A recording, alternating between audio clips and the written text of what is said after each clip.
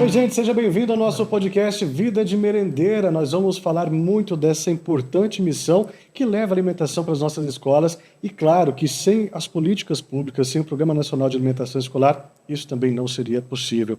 E para conversar um pouco mais sobre esse projeto, sobre esse plano, sobre todo o que envolve essa política tão bem executada no país, vou receber duas pessoas extraordinárias nessa primeira edição. Começo saudando Úrsula Corona, seja bem-vinda, satisfação imensa prazer recebê-la, enorme. para a gente conversar sobre esse projeto tão bacana, tão importante aqui para o nosso país, né?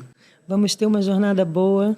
E a gente vai começar hoje com uma honra de ter uma mulher líder que já quebrou vários padrões, principalmente no Ceará. Depois de 183 anos, foi secretária executiva da Fazenda, ganhou prêmio empreendedor e hoje é presidente do melhor fundo que nós temos, que a gente tem que ter orgulho. Eu vou passar primeiro a palavra para Fernanda Pacobaíba. Fernanda, seja bem-vinda, satisfação também recebê-la aqui no nosso podcast, para a gente falar desse fundo que é tão importante para a nossa educação. Satisfação imensa ter você aqui com a gente. Eu que agradeço, um prazer estar aqui nesse projeto lindo, de fato. Fui secretária de Fazenda do Ceará, foi uma experiência extraordinária, né? Rompendo barreiras, e agora aqui à frente do FNDE com aquele que eu diria que é o programa mais lindo dentre todos que a gente tem no FNDE, porque de fato alimentar 40 milhões de crianças todo dia não é para qualquer um, não. O Brasil realmente tem uma liderança extraordinária nesse programa. Bom, e esses números, eles impressionam, viu, gente? Para você que está de casa, não se assuste, porque, como a Fernanda já adiantou para a gente, são 40 milhões de estudantes atendidos em mais de 150 mil escolas, são aproximadamente 50 milhões de refeições servidas e planejadas, que é o mais legal da gente falar, por mais de 8 mil nutricionistas que são preparados por mais de 300 mil merendeiras. Gente, são números muito expressivos que deixam a gente, com toda certeza, assim, encabulado. Já gostaria que você falasse para a gente quais são essas políticas do FNDE e o Ministério da Educação que implementam para garantir a segurança alimentar dessas crianças nas escolas. É muita gente que é atendida e muita gente envolvida no fundo, como a Úrsula já adiantou para a gente, que é tão complexo, tão completo, né, de fato. Pois é. A gente pode começar a conversa dizendo um pouco da nossa Constituição, que assim as pessoas conhecem muito o SUS, que é um sistema universal, que é a saúde para todos, e na educação nós também temos isso, especialmente com foco na educação básica, é uma educação obrigatória, o Estado tem que prover. E, de fato, nós temos um sistema gigantesco que é liderado pelo Ministério da Educação, e esse Ministério da Educação, ele operacionaliza suas políticas por meio do FNDE, que é o Fundo Nacional de Desenvolvimento da Educação. Então, considerando a população brasileira, a gente sabe que nós temos muitos estudantes, aí, milhões de estudantes, e essas políticas elas são operacionadas a partir do FNDE e elas vão se espelhar em vários programas. Um programa que eu diria a estrutura mais complexa que absorve o FNDE, de fato, é o Fundeb. Esse Fundo de Desenvolvimento da Educação Básica, ele tem bilhões destinados todos os anos, só de complemento da União são 45 bilhões de reais, e é o carro-chefe do FNDE. Mas a gente tem também o Programa Nacional de Alimentação Escolar, com 5,5 bilhões este ano de 2024. Nós temos o Programa Nacional do Livro e Material Didático, né? Os livros chegam às nossas escolas, 3 bilhões de reais. Nós temos também o Programa Nacional de Apoio ao Transporte Escolar e o programa Caminho da Escola, que é dos ônibus amarelinhos. Esse é um programa também liderado pelo FNDE, um programa aí quase bilionário, esse ano com a estrutura toda, eu diria, aplicada aí no PAC, no Plano de Aceleração do Crescimento, enfim. Esses programas aí, além do programa Dinheiro Direto na Escola, que é um dinheiro que chega na mão da diretora para ela fazer, quebrou uma janela, fazer uma pequena reforma, pagar a internet, enfim, todos esses programas eles acabam se capilarizando em todos os municípios brasileiros, absolutamente todos. Você pode ir no município mais distante, ele tem a marca do Ministério da Educação e do FNDE por meio dos seus programas. E todos os estados da federação. Então, é uma coisa realmente muito grande, absolutamente fundamental para a educação brasileira. E a gente morre de orgulho do PENAI, porque o PENAI tem uma conexão forte com fome, né, com a realidade ainda de crianças, enfim, eu acho que é um pouco do que a gente vai transitar aqui hoje nesse podcast. Úrsula, é legal da gente falar disso, eu até me permita fazer uma correção aqui, eu falei um programa complexo, não, é completo, é tanta coisa que envolve, são tantos mecanismos de política que dão certo, e o mais legal de tudo isso, voltado para escolas públicas, né? A gente tem que sempre frisar isso, porque ele deixa ele mais completo ainda, né? Eu entendo quando você fala complexo, porque é uma arquitetura que não é de um setor apenas. Então, são muitas articulações para que a meta seja alcançada. Porém, é um projeto que é um programa de educação. Então, tem o empoderamento econômico de alguma forma indireta e direta, familiar, da agricultura familiar, e principalmente a garantia de um futuro da nossa geração. E o que eu acho mais incrível que a Fernanda, além de ter todo esse currículo exemplar, ela também é doutora tributária. Então, tem essa especialização, porque dentro de um fundo, ter essa pluralidade de conhecimento dentro de um sistema só agrega valor. A gente podia falar também um pouquinho sobre isso.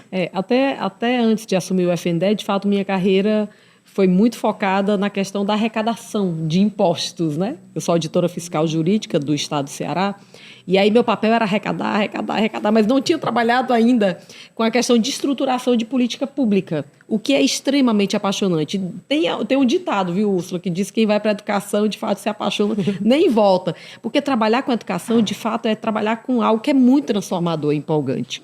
E o FNDE é um órgão de uma atividade extraordinária, com servidores muito engajados e motivados. Então, assim, é muito gratificante liderar o FNDE.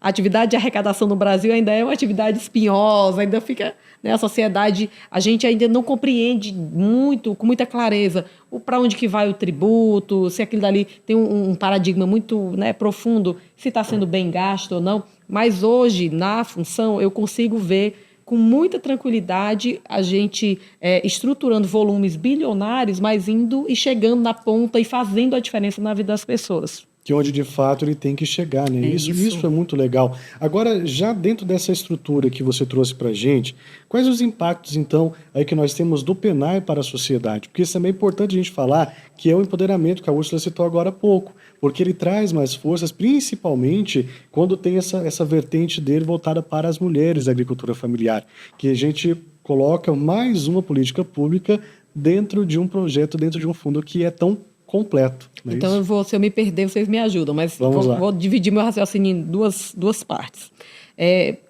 De que forma ele vai impactar a sociedade? Primeiro, não há educação com fome, né? É inviável a gente pensar que uma criança consiga passar 4 horas assistindo uma aula, né, estando ali com o professor, se ela tiver com fome. E isso é uma realidade ainda no Brasil, daí a importância do programa. Eu venho da região Nordeste, sou cearense, então, assim, muitas escolas, muitos estudantes do meu estado, por exemplo, eles vão à escola porque precisam comer, né? Então, assim, a gente precisa saber que a educação não se faz com fome. Isso aqui é algo absolutamente fundamental e é por isso que esse programa hoje ele está dentro do Ministério da Educação.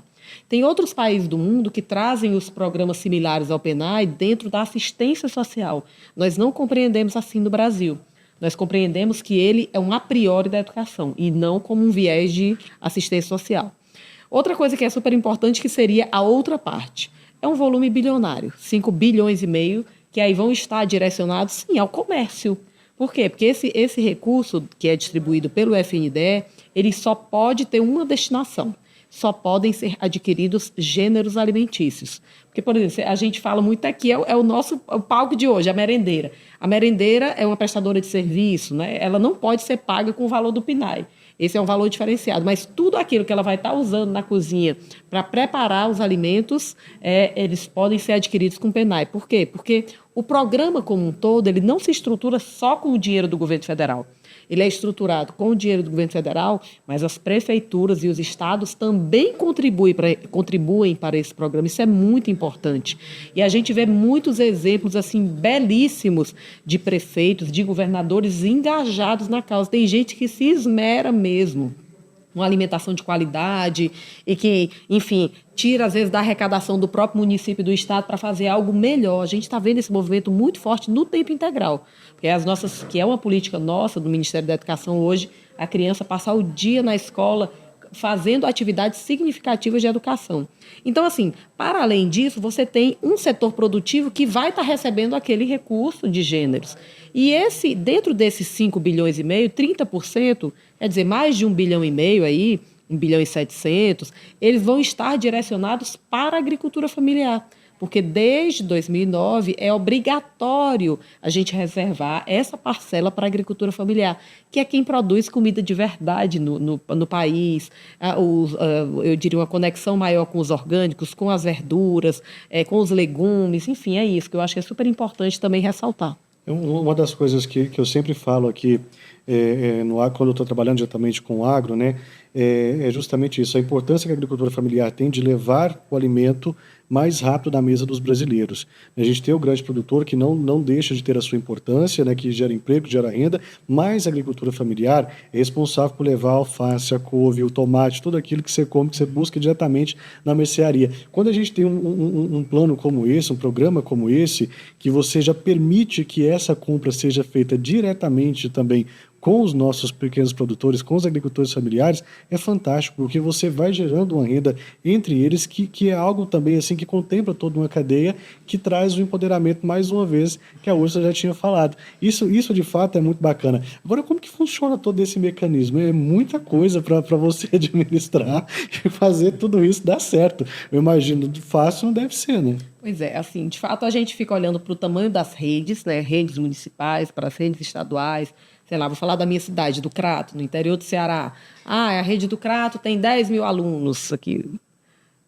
Vamos fazer uma suposição. Você tem um valor per capita para cada... Se o aluno ele fica meio período na escola, tem um valor per capita. Se ele passa o tempo integral, se é de uma escola indígena, quilombola, nós temos valores diferenciados também para essas escolas, dadas as especificidades. Então, a gente faz a distribuição desse recurso e depois a gente recebe de volta tudo aquilo, né, as comprovações de para onde foi esse dinheiro. E aí é nessas comprovações que a gente vê se, de fato, a gente tem o cadastro dos produtores rurais aqui, dos mini produtores, da agricultura familiar, a gente consegue diferenciar e saber também comprou o quê. Porque tem algumas coisas que no nosso programa a gente não admite. Por exemplo, alimentos ultraprocessados. A gente está realmente num movimento eu diria, de uma comida que seja a cara do Brasil, né? E não aquela comida enlatada, aquela comida processada, enfim, aquelas comidas que hoje a ciência já comprovou que podem trazer graves danos à nossa saúde. Porque também o PENAI ele se conecta não só com alimentar a criança, mas também com educar. Então, às vezes, a criança ela leva aquele conhecimento do PENAI para a própria casa, às vezes educando a própria mãe. Porque tem na sala de aula também recursos que são oferecidos a partir da aplicação da chamada educação alimentar e nutricional, que é uma disciplina também que ela vai margeando o programa nos nossos currículos aqui no Brasil. E a gente consegue entender tão completo esse programa, né, Úrsula, com isso. E também é regional, o Brasil é muito continental. Então, o programa aplicado no Amazonas é completamente diferente do que em São Paulo, que é diferente no Nordeste. Os alimentos também são diversos.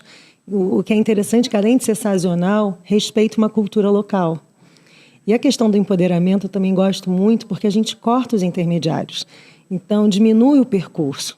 Então, a criança está garantindo ali um alimento de qualidade, empoderando a sua região. Eu sou muito fã do programa. E assim, não querendo fazer spoiler, mas já trazendo aqui, adiantando alguns assuntos, nós vamos ver muito isso aqui ao longo do nosso podcast, como que essas questões de regional mesmo, assim, de fato, está tão presente na alimentação dessas crianças, desses adolescentes e jovens, dentro de um programa tão completo como esse que é o PENAI. Então as pessoas vão ter assim a satisfação de entender tudo ele na prática e principalmente sabendo, olha, lá no norte são as comidas regionais, lá no sul é regional, no centro-oeste também. Só fico bravo porque no meu tempo não tinha piqui lá em Goiás.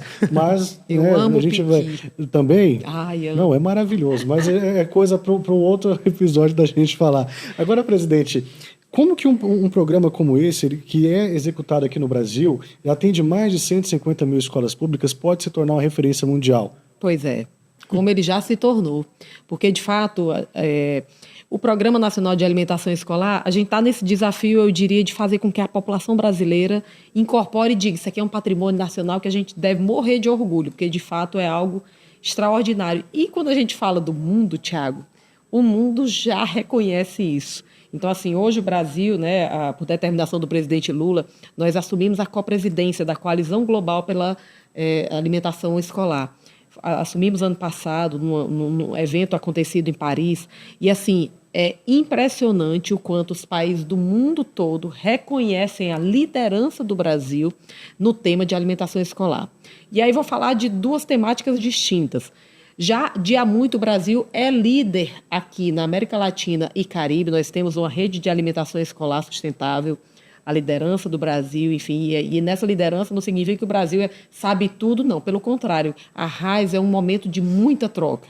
Então, a gente fala da diversidade aqui no Brasil, né? Lógico, regional, mesmo dentro da regional, dentro das regiões, a gente tem muita singularidade, mas quando a gente vai para os nossos países aqui vizinhos, todos nós latino-americanos ou sul-americanos, também com as suas peculiaridades, a gente vai expandindo, mas é claríssima a liderança, o know-how do Brasil, e a gente fica lá nessa troca também aprendendo com eles. E aí, quando você expande para o planeta Terra, de fato, o mais bem estruturado programa do mundo de alimentação escolar universal é o do Brasil. E vou dizer por quê. Óbvio, nós temos Índia, China, que são países que têm populações maiores do que a do Brasil. Obviamente, tem mais estudantes na educação básica do que o Brasil. Mas o nosso PENAI, ele é um programa universal. Nesses países, você não concede, né? Você não dá alimentação escolar para todo mundo da educação básica. Normalmente, eles dão para o que no nosso seria o ensino fundamental, não dão para o ensino médio. Eles têm algumas restrições, eles não dão em caráter universal. E o Brasil é o único país do mundo desses, que eu diria, gigantes, né? Nós temos uma população grande que concede, né, que oferta, melhor falando, essa alimentação em caráter universal. Então, isso é claro, nosso programa tem 80 anos, então é um programa muito longevo, é um programa que já passou por tudo no Brasil que você possa imaginar e sempre subsistindo, a cada dia que passa incrementando. E esse momento da gente dialogar com a sociedade é um momento de esclarecimento, para que as pessoas saibam. A gente ainda está muito... O Vida de Merendeiras, os episódios vão estar mostrando escolas, para que a gente consiga sair daquela coisa da escola pública como aquele espaço decadente, que nunca tem uma estrutura boa. Não tem muita coisa boa para ser mostrada aí, não só na alimentação escolar, mas também nas estruturas das nossas escolas. É um programa que é mais antigo que a nossa Constituição. Uhum. Então, olha que eu sou muito orgulhosa desse programa, porque impacta diversas vidas, inclusive no Vida de Merendeira. Tem uma jurada que, numa situação, ela se emocionou com a merendeira, porque a merendeira fez o mesmo prato que fez mudar a vida dela. Ela falou da dificuldade, ela se emocionou de uma forma que contagiou todo mundo no estúdio. E você vê o impacto disso na vida, e hoje ela é uma universitária. Então, isso é muito bacana. A gente vê como muda, de fato, a vida das pessoas. Mas ainda pegando um gancho nessa fala do Internacional, a senhora teve presente lá em Roma, na Itália, numa cúpula dos sistemas alimentares das Nações Unidas, mostrando justamente o nosso plano, nosso programa. Como que foi essa experiência de saber que algo tão robusto, que dá tão certo, e mostrar para o mundo: olha, vocês estão fazendo errado, tem um exemplo aqui que dá certo, que vocês podem copiar. O que foi esse sentimento de estar lá? Pois é, em Roma a gente teve a oportunidade, inclusive, de levar as finalistas do outro programa, né, que esse programa, o Vida de Merendeira, ele não é um programa novo, né, a gente já tem agraciado, já tem trazido os exemplos das merendeiras há algum tempo. O FNDE tem feito isso. E lá em Roma, eu acho que é o quê? Reunir várias autoridades do mundo, e eles estavam ali, as meninas foram levadas, né, a convite, fazia parte da premiação elas estarem lá em Roma, e prepararam o alimento que foi servido. E era uma alimentação tradicional da nossa escola, das nossas escolas, enfim. Então, assim, foi um momento de muito reconhecimento. Isso traz um cartaz internacional e essa liderança, que eu diria, num tema que é fundamental para o mundo hoje, que é a temática da fome, ou assim, como acabar com isso. Eu acho que nós temos um desafio enorme de sustentabilidade ambiental, e essa sustentabilidade ambiental ela está conectada com um ser humano que consegue, né, a gente falou aqui eu diria, da larga produção de alimentos, a gente precisa tornar tudo isso sustentável. Como é que a gente vai alimentar o mundo? E o Brasil tem um papel fundamental nessa estratégia de alimentação do planeta Terra. Nós somos um país de referência. E, a partir daí, você tem um sistema de alimentação dos seus nacionais, né, das suas crianças, da população brasileira, eu acho que é um congraçamento dessa expertise que o Brasil traz, com uma agricultura de larga escala, com a valorização do pequeno produtor, enfim, e com um viés de sustentabilidade que é muito forte para a gente, é a marca do Brasil. E, de fato, né, isso mostra ainda mais como o brasileiro é forte, então, não só na produção, mas na preocupação também de fazer isso tornar alimento na mesa das pessoas, né? E como nós vamos ver também em outras edições do nosso podcast, isso muda a vida, porque tem crianças que não têm nenhum tipo de alimentação em casa, só tem a que é oferecida na escola e principalmente na escola pública. Então, isso, de fato, que é o X de toda a questão, né, Úrsula? Exatamente. Política pública traz uma nova estrutura para o país e eu acho incrível a gestão da Fernanda também. Eu sempre acompanho. E no início, a Fernanda falando que o desafio quer trazer o tempo integral, a possibilidade de ampliar mais. E essa política não é apenas ter mais tempo de espaço para o desenvolvimento educacional. É a segurança alimentar, é a garantia dos pais terem também mais tempo para poderem trabalhar e a criança está ali segura, num ambiente favorável e feliz, principalmente. E aprendendo muito mais sendo alimentada, né? Como a presidente já adiantou para a gente aqui. Agora, conta uma coisa, ninguém faz nada sozinho, né? Jamais. Você precisa dos outros setores também para desenvolver um plano como esse. Como que funciona, então, essa questão dos intersetores trabalhando diretamente com o programa? A gente pode falar também de duas partes. Tem uma parte no governo federal, o FNDE, né, na liderança do MEC, ele estrutura o programa, mas outros ministérios também têm um apoio fundamental e estruturante nesse programa. O Ministério do Desenvolvimento Social, o Ministério da Saúde, enfim, eles nos ajudam. O Ministério das Relações Exteriores, né? Então, especialmente a participação da Agência Brasileira de Cooperação, que é quem faz essas pontes no internacional para a gente conseguir expandir também o programa no mundo. Então, você tem uma participação no governo federal muito, eu diria, autêntica. E nós temos também no plano dos estados e dos municípios, eu diria, de que forma eles vão desenhar, porque, como eu falei, o PENAI, ele chega, o recurso federal, ele vai chegar para promover gênero alimentício. Mas ofertar alimentação para o menino lá na escola é muito mais do que só o gênero. Tem que ter a pessoa para cozinhar, tem que ter a estrutura, tem que ter uma cozinha bacana, como a gente está vendo aí, muitas cozinhas estruturadas, algumas mais estruturadas, outras menos estruturadas. Então, assim, tem toda eu diria, um financiamento também que vem por parte dos estados e dos municípios, especialmente com a questão estrutural. Então, eu diria que esse programa é completo e complexo, porque ele precisa realmente todo mundo engajado e querendo fazer com que às 9 da manhã você tenha uma oferta de qualidade adequada, balanceada para as nossas crianças. E as demais refeições, obviamente, na sequência. Mas ele precisa dar esse tom também de que tem muita gente que colabora, nutricionistas, merendeiras, a diretora da escola, o prefeito, o pai e a mãe que participam dos conselhos de alimentação. Os conselhos são muito fortes, existe uma participação social também na estruturação do programa, enfim, é um monte de gente para fazer dar certo. Pois é, justamente sobre isso que nós vamos conversar agora. Quem são essas pessoas que estão lá diretamente ligadas nas comunidades que fazem o programa dar certo? Porque nós entendemos, então, todo esse contexto, não diria nem no contexto político, mas, na verdade, um contexto administrativo que faz o programa dar certo, que faz o fundo funcionar. Nós entendemos tudo isso. Mas lá na ponta, vocês precisam de muita gente para trazer o valor nutricional desses alimentos, para fazer a compra e, principalmente, aquelas que têm a missão maravilhosa de colocar isso na nossa mesa, que são as nossas merendeiras. Né? Vero. Então, eu diria que lá no nível da execução, você vai ter uma colaboração direta da nutricionista, estruturando aquele cardápio. A partir do que ela estrutura, você precisa se preparar com, né, com aquilo que é necessário para que aquela alimentação aconteça. Então, aí tem toda uma área administrativa, de compras, conexão com a agricultura familiar. No programa a gente vê também a nutricionista em conexão, às vezes, com o próprio agricultor, vendo o que tem hoje. Hoje tem a selga, tem alface, tem não sei o quê. E aí eles vão fazendo aquele jogo na elaboração do cardápio para que ele fique balanceado.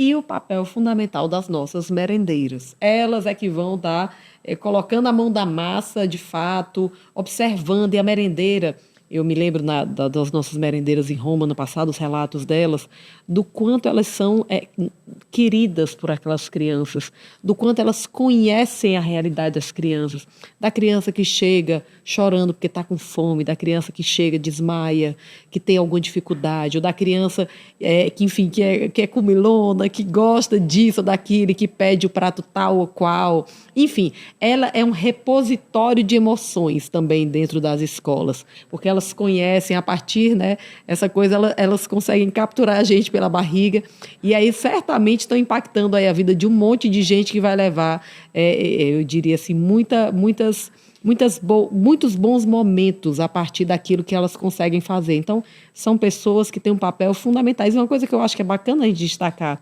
normalmente as nossas merendeiras, quem executa esse trabalho são mulheres. Então, esse papel aí que eu acho que é extraordinário na estruturação do programa, as nutricionistas também, massivamente mulheres. Então, assim, são muitas mulheres de força alimentando o Brasil diariamente. Isso é muito lindo, né?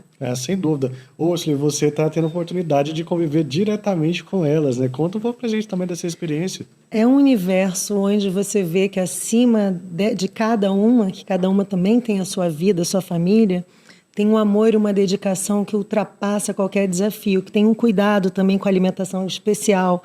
Tem criança que pode vir a ser celíaca ou com uma intolerância alimentar, e também isso contempla o programa, esse cuidado personalizado para qualquer estudante da rede. Então, você vê isso, que às vezes não se encontra na família, esse cuidado, essa atenção, mas encontra-se na escola pública. Então, a merendeira é além de uma tia, é onde tem o acolhimento, onde você tem a emoção ali do aquecimento e da segurança, principalmente. Sem dúvida. E a presidente Fernanda falando aqui do trabalho delas, como elas são queridas, né? Eu me recordando, eu vim do interior de Goiás, aqui para a capital, para Brasília, estudei, né, toda a minha vida na escola pública, e até hoje, aquelas que ainda estão vivas, né, porque eu já tenho 34 anos, eu tenho questão de toda vez de ir lá, e eu falo, e me perdoe a emoção, porque você vê uma criança que sonha em ir para a televisão, que sonha fazer isso, e elas fazem parte desse sonho também, porque elas fizeram parte da minha formação. Então eu tenho esse carinho muito grande. Sempre que eu vou, meus pais ainda moram lá na minha cidade, e sempre que eu vou, que a gente vai à missa, que você encontra com elas, é uma felicidade. Elas falam, olha, eu te assisto, eu consigo te acompanhar, eu consigo te ver. Passa um filme na cabeça da gente, de fato, porque elas têm um papel na formação também. É como se fossem professoras, porque elas que colocam ali o alimento, elas que te educam na forma de você comer, naquilo que você come, mas é um papel assim, fundamental que faz parte da nossa vida também. Agora, existe também, que eu gostaria que o senhor trouxesse para a gente, as regras para que tudo isso aconteça, porque não é só um programa muito bonito, mas ele é seguido de regras também. Como é que funciona isso? Pois é, tem um monte de normas mesmo. Tem várias normas, não só normas de execução financeira, né? A gente fica realmente com cuidado redobrado, porque o volume de recursos é muito grande, a gente precisa fazer com que esse recurso ele chegue, seja bem, tenha um bom acompanhamento orçamentário, financeiro, um bom gasto, né? Enfim, tem uma eficiência de gasto o melhor possível. Mas também nós temos diversas normas no tocante a essa alimentação. Nós temos notas técnicas, por exemplo, para criança especial, para criança que tem algum tipo de necessita de uma alimentação especial, para crianças que ainda estão sendo amamentadas. Então, tem realmente várias e várias regras aí que são permeadas, trabalhadas por nutricionistas, enfim, e que são exaradas para as redes, para que elas se adequem também na oferta desses alimentos, porque de fato, cada criança é um universo e precisa ser respeitado dentro das suas peculiaridades, e o programa tem esse olhar diferenciado. Agora, nós falamos muito de números por aqui. São números muito expressivos e muito, muito altos. Quais os desafios que tem para se manter tudo isso funcionando? Pois é, o grande desafio hoje, a gente está devemos ter um evento nacional aí da alimentação escolar ainda em 2024, e a gente vai tratar da criação da Política Nacional de Alimentação Escolar, ou Política Brasileira de Alimentação Escolar. Hoje nós temos o Programa Nacional de Alimentação Escolar, nós queremos transformá-lo numa política brasileira, numa política nacional. E o que é que significa isso? Porque, como eu falei para vocês, de fato, o Programa Nacional de Alimentação Escolar ele é um programa do governo federal e que tem desdobramentos nos estados e nos municípios.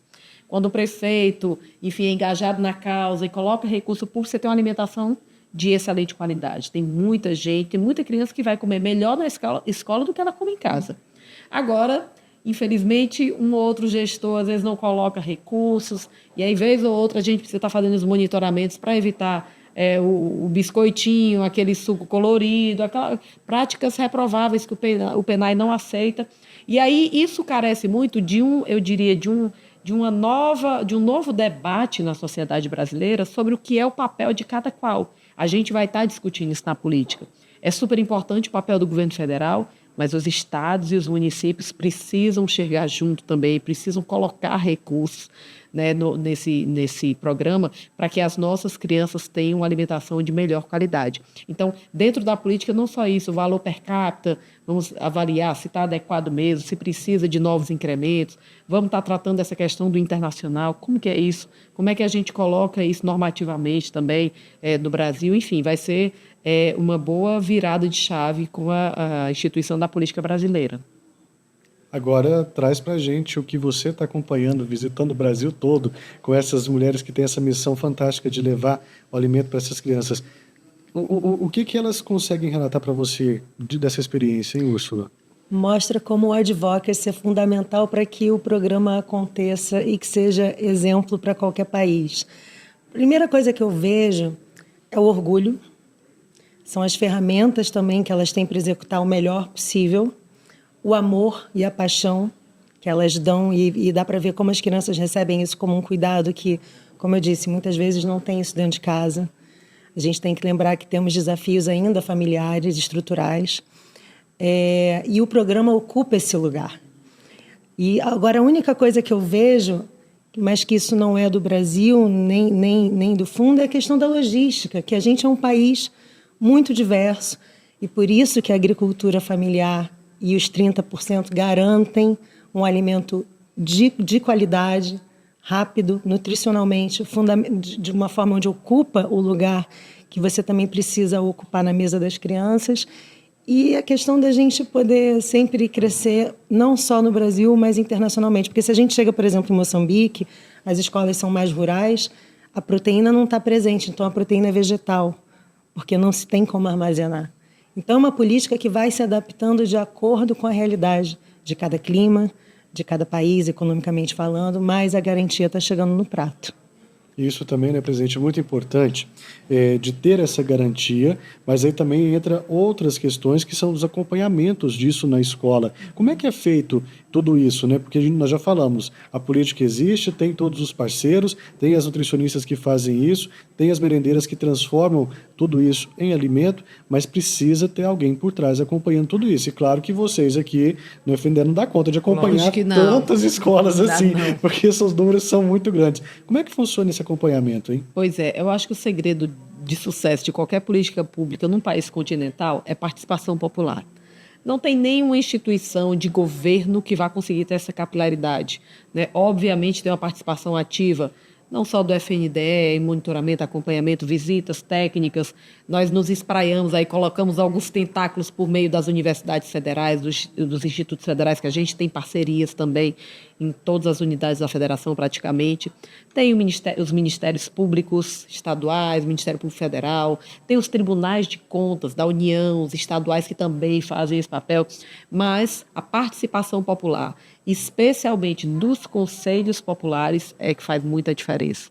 Então, são pessoas aguerridas, não são remuneradas por isso, né, mas estão lá porque estão na comunidade, às vezes os filhos estão na escola, às vezes são pessoas ali da nutrição e tal, que têm um conhecimento que querem ofertar, dar um pouco mais para aquela escola, para aquela coletividade, e fazem um trabalho fundamental. Então, a gente só deve agradecer também a participação dessas pessoas espalhadas aí pelo Brasil.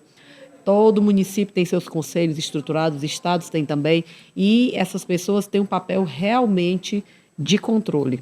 Tá? Então, é importante destacar o papel delas.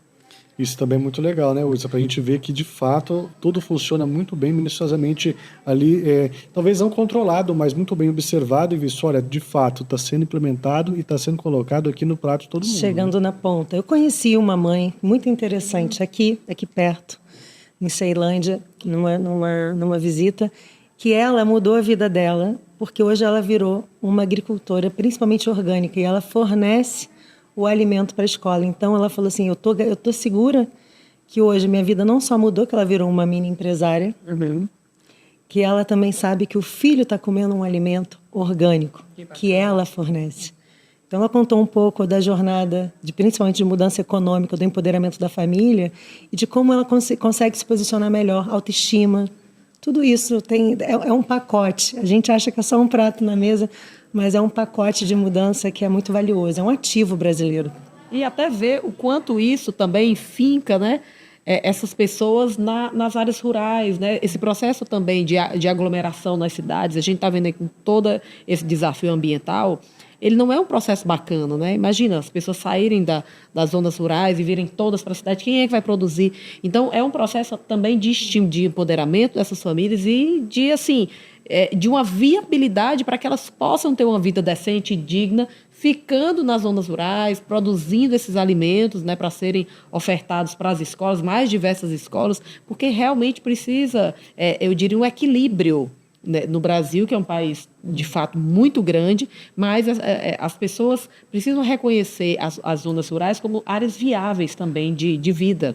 Não, isso sem dúvida, e é importantíssimo que a gente vai partindo para outros pontos também que é colocado pela educação brasileira hoje, que são as hortas nas escolas, que muitas vezes o excedente é levado para casa para entrar no combate à fome também. Então, assim, é tudo muito completo, de fato, pensado minuciosamente em acabar com a fome do Brasil. Eu gostaria que a senhora falasse para a gente sobre isso. Como um programa como esse consegue, de fato, o PENAI, junto com o fundo, o FNDE, colaborar para esse combate à fome que nós temos aqui no Brasil, que ainda é um número muito grande, a gente sabe disso, né? Bastante, mas se tem uma bandeira que é a cara desse governo, e eu acho que é a cara do presidente Lula, é o combate à fome, sem sombra de dúvida, é a maior liderança mundial que há muito tempo é resiliente tratando desse tema. Então, o PENAI, de fato, quando o Brasil sai do mapa da fome, um dos indicadores mais importantes para a saída foi o reconhecimento do PENAI e do impacto dele na vida dessas crianças e das famílias por consequência. Então, a gente está nesse desafio. Logicamente, a gestão iniciou com 33 milhões de pessoas aí, com um nível de insegurança alimentar realmente caótico, e já houve uma redução drástica, né, dessas pessoas expostas à fome. Por quê? Porque, de fato, tem uma liderança que acredita nisso. Como é que você vai ter uma nação soberana, como é que você vai ter uma nação produtiva se as pessoas estão passando fome, né? Então, nós acreditamos firmemente nesse papel e temos uma liderança inspiradora para isso. Aí entra em outra questão também que nós já colocamos, que nós vamos ver também, nessa conversa que nós vamos ver nas próximas, Úrsula, desse combate à fome aliado a essa alimentação escolar. Tem escolas em tempo integral, escolas públicas, não se esqueça, que oferecem mais de uma refeição por dia, mais do que essa criança teria em casa. Isso também é muito importante para entrar nessa questão do combate à fome, né? E principalmente quando a gente fala de um país que a gente ainda está em desenvolvimento, e como esse programa influencia na economia familiar, uma redução de mais de 10%. Então, a garantia de um prato, de uma educação de qualidade, um programa educacional das escolas públicas, traz também uma rede, a gente pode falar um pouco de rede, não só de apoio emocional, mas também econômico. E uma coisa interessante que a gente tem sempre que lembrar é que não é um programa assistencial. Não. É uma política pública, né, presidente? A gente precisa sempre falar isso. Porque às vezes as pessoas estão em casa que não conhecem, tá vendo a gente falar, nossa, como ele ajuda, como coloca. Não, é uma coisa totalmente diferente da outra, né? O Brasil já fez essa opção. No passado, nós falamos de um programa que tem 80 anos. Ele nasce realmente como uma política de assistência social. Ele já foi assim.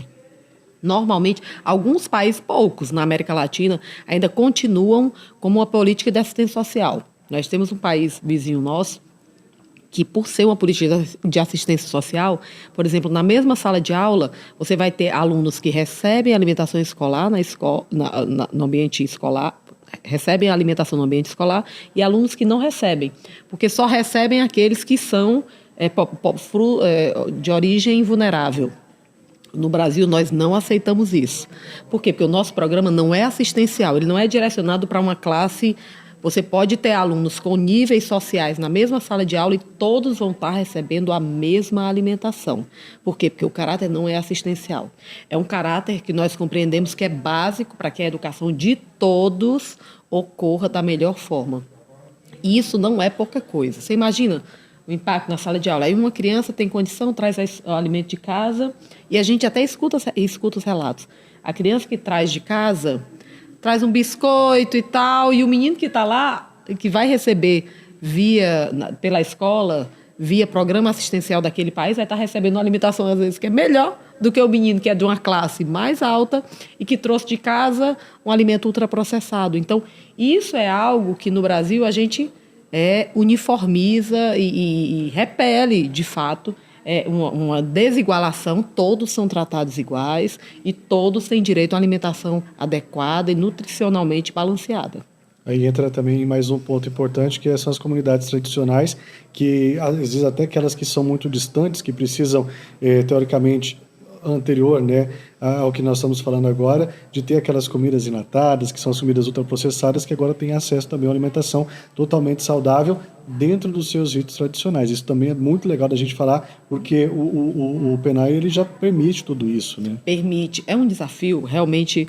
Você imagina, povos tradicionais, especialmente povos mais distantes ali na Amazônia, que a Amazônia é um mundo dentro de outro mundo que é o Brasil, né? Porque de fato é gigantesco. Eu conheço ali a região. Às vezes, para você ir no mesmo município, de uma ponta a outra, você vai 12 horas de barco. Então, gente, como que pode ser tão grande um lugar desse, né? Então, realmente é muito grande. E aí, imagina nessa comunidade longínqua, para uma pessoa, normalmente é pai ou tem algum vínculo com aquele aluno que está ali, ele mesmo produz, como é que é a questão da formalização? Porque aquele recurso vai estar chegando e precisa ter uma nota fiscal, ele não tem nota fiscal, não sabe nem... Às vezes não faz sentido para ele ali, está numa cultura do açaí, que é uma coisa que eu diria que é feita na comunidade e tal. Então, a gente teve que sair com normas desburocratizando isso, porque muitas vezes é inviável para esse agricultor familiar ter um mínimo de documentação para comprovar, né? E isso tudo acompanhado com o Ministério Público Federal, que tem uma atuação muito forte, especialmente no norte, mas para a gente compreender a realidade. O peixe é pescado logo ali, o açaí eles mesmos fazem, a farinha é feita por uma senhora que trabalha do lado da própria escola. Enfim, é muito complexo e é um ambiente que eu diria que é mais complicado da gente fazer uma atuação efetiva com todos aqueles critérios, os rigores da legislação, como a gente faz no centro urbano, obviamente. Sem dúvida nenhuma. Bom, a nossa conversa, gente, está maravilhosa, mas infelizmente o nosso tempo está chegando ao fim. Teria muitas coisas, queria saber muita coisa ainda sobre o fundo, sobre o programa, a gente vai ter que deixar para outra oportunidade, mas, doutora Fernanda, quero agradecer muito a sua participação com a gente, abrindo essa série de conversas que nós vamos ter por aqui, principalmente para falar de algo tão importante, tão brasileiro e que já é modelo aí para o mundo todo. Mais uma vez, muito obrigado, sucesso na empreitada, que não é fácil, e até uma próxima, viu? Eu que agradeço. Obrigada e parabéns a vocês aí pela liderança do nosso programa. A gente que agradece. Parabéns para vocês e principalmente dessa união, FNDE, WFP, ABC e todos os atores envolvidos, porque a gente tem que ter orgulho e conhecer o nosso programa. Acho que essa tem que ser a nossa missão nesse podcast. Mostrar para vocês como isso é brasileiro. E como é tão rico um programa como esse. Úrsula, mais uma vez, muito obrigado. Te aguardo no segundo episódio, tá? Prazer enorme. Gente, você de casa também, muito obrigado. Até a próxima. Continue acompanhando Vida de Merendeira, que tem muita coisa boa para a gente falar da missão dessas mulheres que são tão importantes na formação de todo cidadão brasileiro. Até a próxima. Tchau. Até já. Valeu.